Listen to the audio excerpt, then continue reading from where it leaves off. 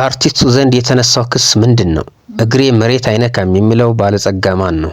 ገጠሬ ተብሎ ከተሜዎችን ያስናቀው ሰው ምን ሰርቶ ነው? በአንድ ቦክስ ብቻ ክላሽ የማረከው ሰው ማን ነው?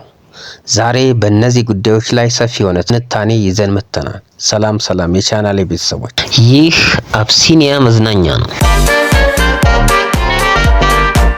ወደ መጀመሪያው ጉዳይ ስንገባ በመላው የኢትዮጵያ ሕዝብ ዘንድ እጅግ ተወዳጅ የነበረው አርቲስት ነጻነት ወርቅነህ በቅርቡ በሞት መለየቱ ይታወሳል። ሆኖም ጋዜጠኛ ኤርሚያስ ለገሰ በቅርቡ በሰጠው መግለጫ በአርቲስቱ ላይ የሰነዘረው አሳፋሪ ንግግር ብዙዎችን አስቆጥቷል። ስሙን ለመጥራት እንኳን የከበደው ኤርሚያስ በሟች ላይ ያቀረበው የዶላር ዝውውር ክስ ምን ያህል ሚዛን ይደፋል? የዛሬ የአብሲኒያ ቻናል ልዩ ትንታኔ ነው። ኢቢኤስ ያለው ልጅ ያረፈው ልጅ የኪነ ጥበብ ሙያተኛው ኢትዮጵያ እየሰራ ዶላር ከጥቁር ገበያም ከምን እያሳደደ ወደ አሜሪካ ይልካል።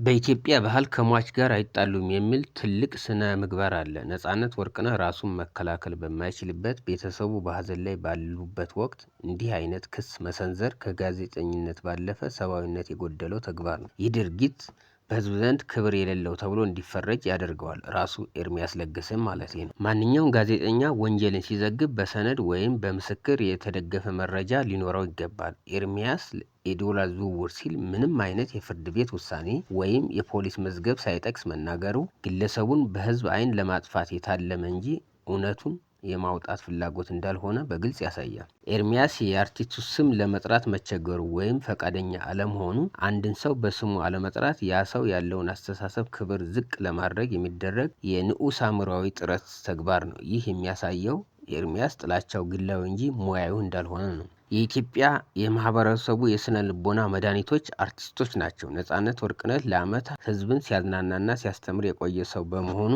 ህዝቡ ከሱ ጋር ጥልቅ ስሜታዊ ቁርኝት አለው።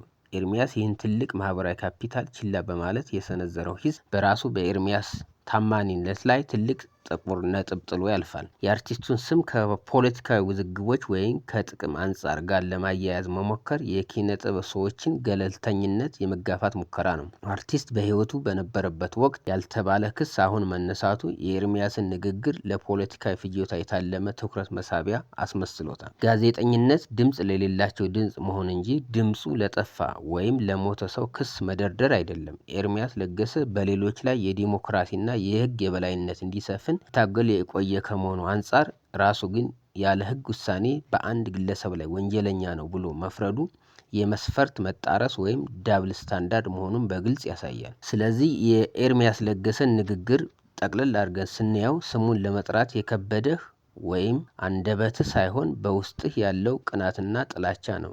የነጻነት ስም በኢትዮጵያን የልብ ውስጥ ታትሟል። አንተ ባጠራውን ክብሩ አይቀንስም። ኤርሚያስ ወይ ነጻነት ወርቅነህ ያዘዋውር የነበረው ዶላር ሳይሆን ፍቅርና ሳቅ ነበር። የሞተ ሰው ላይ ድንጋይ መወርወር የጀግንነት ሳይሆን የፍርሃት ምልክት ነው። መረጃ የሌለው ጋዜጠኛ አንድ መኪና የሌለው ሹፌር ነው። ያለማስረጃ ወንጀለኛ ብሎ መፈረጅ ጋዜጠኝነት ሳይሆን የባህሪ ግድያ ነው። ሚሊዮኖች በፍቅር የሸኙትን ሰው በአንድ የቪዲዮ ቀዳዳ ሆነ ስሙን ለማጥፋት መሞከር የሰማይን ፀሐይ በእጅ ለመሸፈን የመሞከር ያህል ከንቱ ድካም ነው። ኤርሚያስ ለገሰ በህይወት እያለ ያልደፈርከውን ክስ ዛሬ አፈር ከላሰ በኋላ ማቅረብህ የየትኛውን የሞራል ልክ ያሳያል? ክቡራንና ክቡራን፣ ዛሬ የተመለከትነው ጉዳይ የግለሰብን ስም ማጥፋት ብቻ ሳይሆን የማህበረሰባችን የሞራል እሴት የሚፈትን ነው። አርቲስት ነጻነት ወርቅነህ በስራዎቹና ፈገግታው በሚሊዮኖች ልብ ሕያው ሆኖ ይኖራል። ስም አጥፊዎች ግን በታሪክ መድረክ ላይ የራሳቸውን መልክ እያሳዩ ነው። ይህንን ጉዳይ እናንተስ እንዴት ታዩታላችሁ? የጋዜጠኛ ኤርሚያስ ለገሰ ንግግር ተገቢ ነው ወይስ በቁጭት የመጣ ስህተት? ሀሳባችሁን በኮሜንት መስጫ ላይ አጋሩ። ላይክ፣ ሰብስክራይብ፣ ሼር በማድረግ የቻናሉ ቤተሰብ ይሁኑ። የኛ ሀገር ልጆች አሁን አሉ። እዚህ ሀገር አንዱ ክራሪስት ነው፣ አንዱ ዘፋኝ ነው። ሶስት ሴት ይመጣሉ እዛ ናይት ክለብ። እነዛ ሙዚቀኞች ነገምሳ ብሎ ይጋበዛሉ። አንደኛው ዘፋኙ ፋሲልን ዘነው ኖ አማረልኝ እያለ እሱ ገጠርኛ እያወጋ የኛ ገሮች እኮ ናቸው።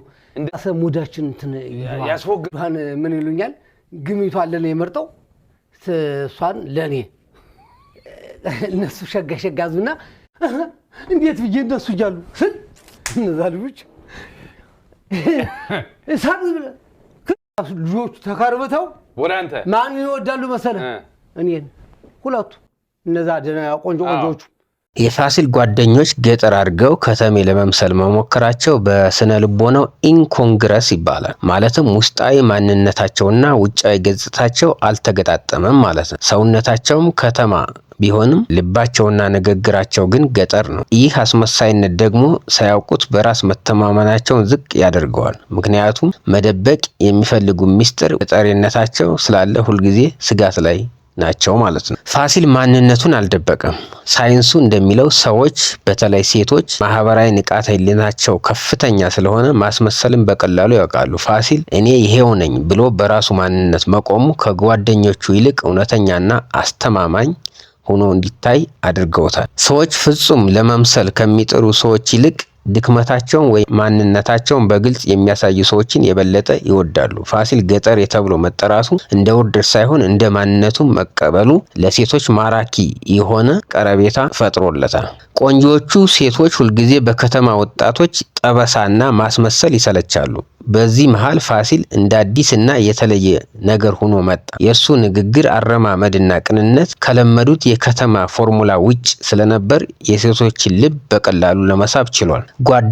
ጓደኞቹ ከተሜ ካልሆን አንመረጥም የሚል የተሳሳተ ግንዛቤ ነበራቸው። ይህ ሃሎ ኢፌክት ይባላል። ማለትም አንድን ነገር ከተሜነትን ብቻ እንደ ብቸኛ የስኬት መስፈርት ማየታቸው ማለት ነው። ፋሲል ግን የሰው ልጅ መስህብ ያለው ልብስ ወይም ንግግር ላይ ሳይሆን በመንፈስ ጥንካሬ ላይ መሆኑን በተግባር አሳይቷቸዋል። ጓደኞቹ ቆንጆዎቹን መርጠው ፋሲልን ቆንጆ ላልሆነችው መመደባቸው በእነሱ በኩል የበላይነት ስሜት ፈጥሮ ነበር። ነገር ግን ፋሲል የተመደበለትን ቦታ አክብሮ በመገኘቱና ባለማማረጡ ያሳየው ሃይ ስታተስ ከፍተኛ የባህሪ ልዕልና ቆንጆዎችን ሳይቀር ይህ ሰው ምን የተለየ ነገር አለው ብለው እንዲከተሉት አድርጓቸዋል ማለት ነው። እናንተስ እንደ ፋሲል ጓደኞች ማንነታቸውን ደብቀው ሊያፍሩባቸው የሞከሩ ሰዎች አጋጥሟቸው ያውቃል? ውጤቱስ ምን ሆነ? ኮመንት አፉ። እኔ መሳሪያ አፈሙዝ እንዲያዙ ሰው ነኝ። ጉራ አይደለም ጠመንጃ ማለት ነው። ሊመታኝ የመጣን ክላሽ እንዲህ አድርጌ በሰማይ ማስተኩሰው።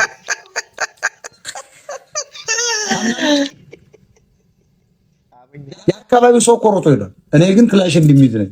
የፖሊስ ክላሽ 30 ጥይት ወደ ላይ ማስተፋ ነው። ከዚያ በኋላ ቆለጡ ልጅ ቁጭ ነው ማለት ነው።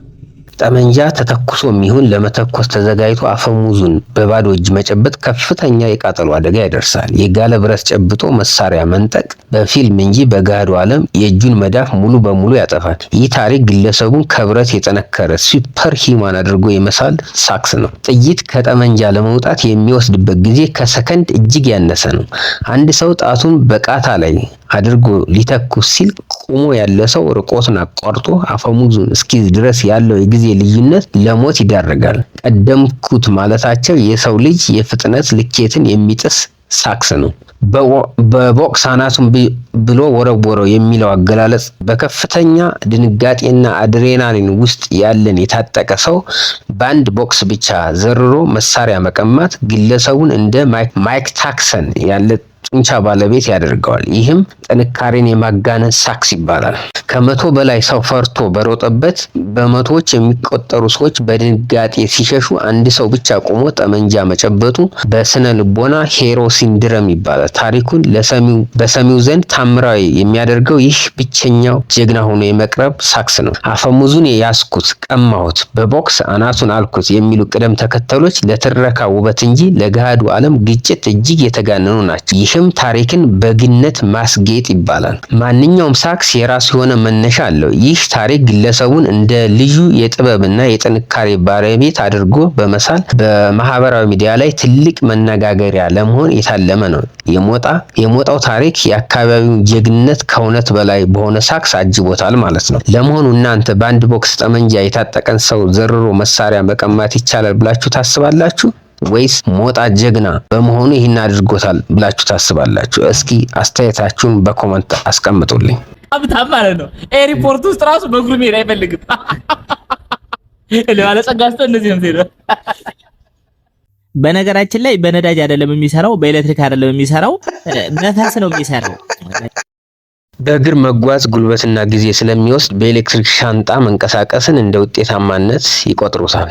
በሳይንሱ ኢነርጂ ኮንዘርቬሽን ቲዮሪ እንደሚለው ሀብታም ጉልበቱን ለትልቅ ውሳኔ እንጂ ለቀላል እርምጃ ማጥፋት አይፈልግም። ሻንጣውን በሞተር የሚንቀሳቀስ መሆኑ ብቻ ሳይሆን ግለሰቡን ከሌላው መንገደኛ ለይቶ ልዩ አድርጎ እንዲታይ ለማድረግ፣ ይህም በሶሺዮሎጂ ለታይታ የሚደረግ ፍጆታ ይባላል። አየር ማረፊያ ውስጥ ረጅም ርቀት መጓዝ ስቃይ ሆኖ ይታየዋል። ሻንጣ ላይ መፈናጠር ደግሞ ያንን ስቃይ ወደ መዝናኛ ይቀይረዋል። ይህ በስነ ልቦና ሂዶኒክ አዳፕቴሽን ይባላል። ሰው በምቾት በለመደ ቁጥር ትናንሽ ድካሞችን እንኳን መሸከም ያቅተዋል። ሀብታም ሰው ነው በእግሩ መሄድ ይችላል። ነገር ግን ታሪኩን ሳክስ ለማድረግና የሀብቱን ግዝፈት ለማሳየት መሬት አልረግጥም የሚል ትረካ ይካተትበታል ማለት ነው። ሻንጣ ላይ ሆኖ መዞር በቪዲዮ ተቀርጾ ማህበራዊ ሚዲያ ላይ ቫይራል ለመሆን የሚደረግ ሊሆን ይችላል።